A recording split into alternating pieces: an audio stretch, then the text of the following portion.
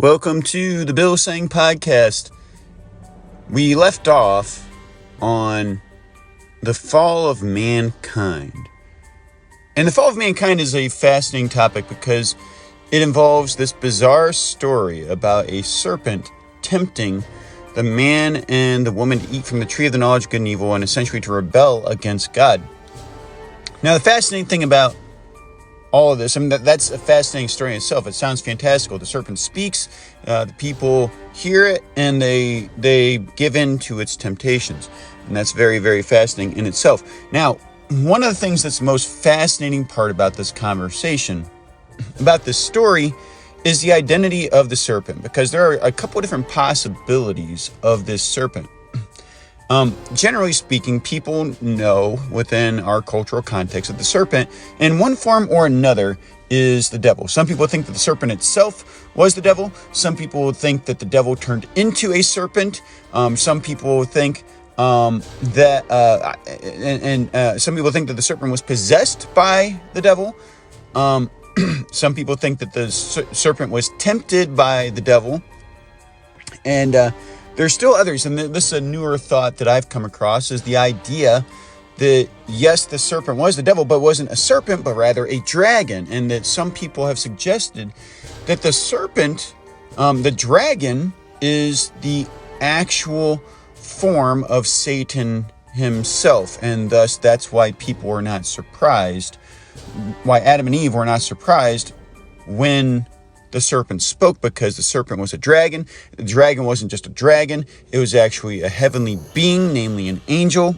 People say that the word for seraph is the same that's used for fiery serpents in other contexts, which actually I checked that out, and that does check out. But there are certain things that conflict with the idea that Satan is a seraph. But again, that depends on a hermeneutical view, meaning depends on how you are looking at and reading the Bible, because certain passages they refer to Satan as a cherub and not as a seraph. By the way, this is a deeper conversation right here. Different classes of angels, cherubs and seraphs serve different purposes, supposedly.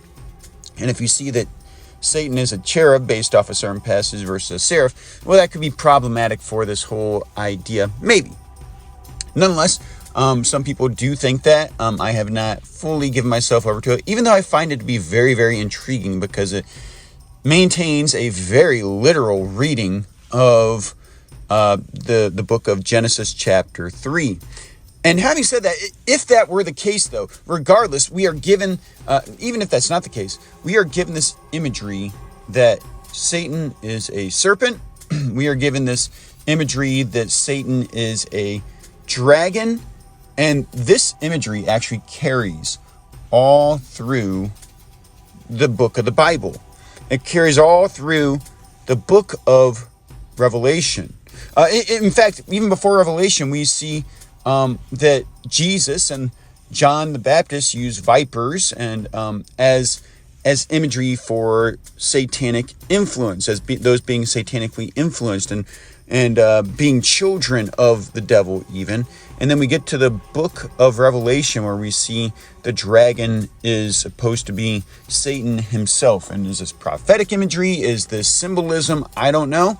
But it is very, very fascinating that nonetheless, that throughout history that Satan has been affiliated with the serpent. And we even see this in pagan religions, that lots of times that Satan is affiliated with the serpent. We look at pagan religions throughout history and throughout culture, and we see even Serpent Mound in Ohio.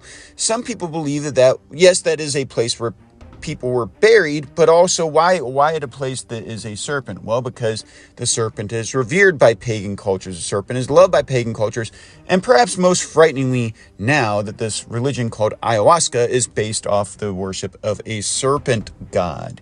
So this is a very fascinating topic. When we look at the fall of mankind and we see Satan involved in this in one form or another, we see the image of the serpent, and we see that this serpent has been very, very important throughout world history and other cultures. But the Christianity promises, and Judaism promises, Judeo-Christian culture and teaches that the Messiah, Jesus, would crush the head of the serpent and liberate mankind from sin is very, very intriguing. We know that that's what Jesus came to do. And thus, as we read the book of Genesis and see this teaching of that the serpent was the tempter, we know that this story is true. And we know that, of course, that the Messiah has indeed crushed the head of the serpent.